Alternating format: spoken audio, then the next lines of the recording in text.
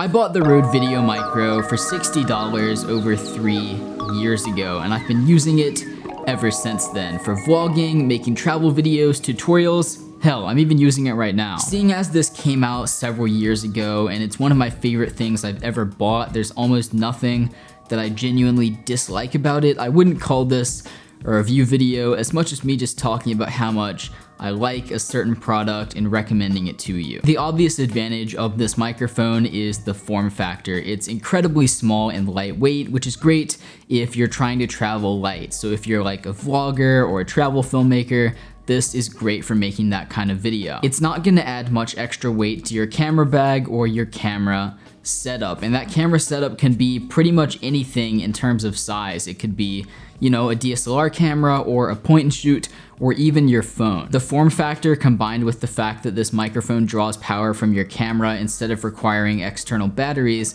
means that you can pretty much just forget about it and film your footage. Unlike a lot of other microphones, you don't have to replace the batteries or even turn it on. It can pretty much just be an extension of your camera that you forget about. Another thing I'll mention about the design of this microphone is that even though it looks pretty small and round, it actually is a directional microphone or a shotgun microphone. So basically, what you're gonna hear the most in your audio is what the microphone is pointed directly at. If something is to the side or behind it, you're not gonna hear that nearly as loud. So for example, if you were filming near a noisy road, you could make sure the microphone was pointed towards yourself and away from the road, and you wouldn't have to worry as much about that background noise. Another feature of the physical design of this microphone that I like is the shock mount. This basically gives you cleaner audio by eliminating the sounds that you hear when you're handling the camera. The shock mount is basically this springy thing that the microphone is suspended in, so if you're shaking the camera or touching the sides of it,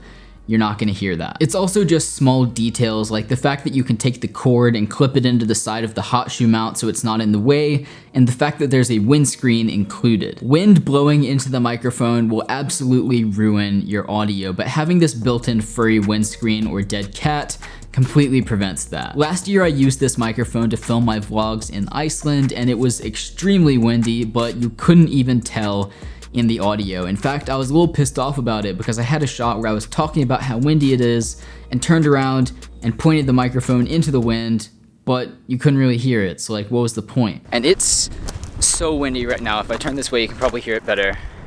Very windy.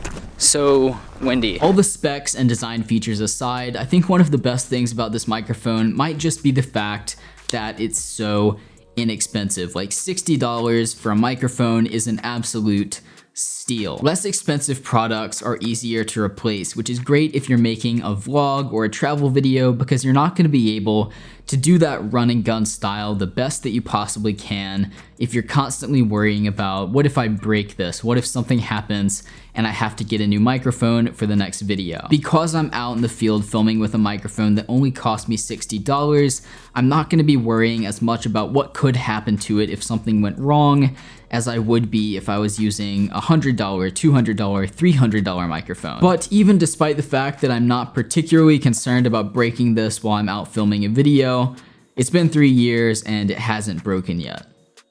So, of course, the quality of a microphone this small and inexpensive is not going to be on par with that of an expensive studio microphone, but this is definitely more than enough for vlogging. And no matter what environment you're filming in, you can use some editing tricks to make your audio sound a good bit better. In fact, I actually made a video about this a few weeks ago, so if you want to check that out and learn a bit more about how you can edit your audio, click right up there. So this is without a doubt my favorite piece of filmmaking gear that I've purchased, but I want to hear more about what your favorite piece of gear is. So just go down to the comments and tell me what your favorite thing you've bought for filmmaking, photography, whatever was, and I'll be featuring some of your responses in next Saturday's video. All that being said, I hope that you've enjoyed this video or maybe even been introduced to a new product that you might want to go check out and try for yourself. If you did, do feel free to show your support by leaving a like on the video, sharing it with your friends, or even subscribing to my channel. I upload 2 new filmmaking tutorials every single week. But that's all for now. Keep creating, and I'll see you in the next one.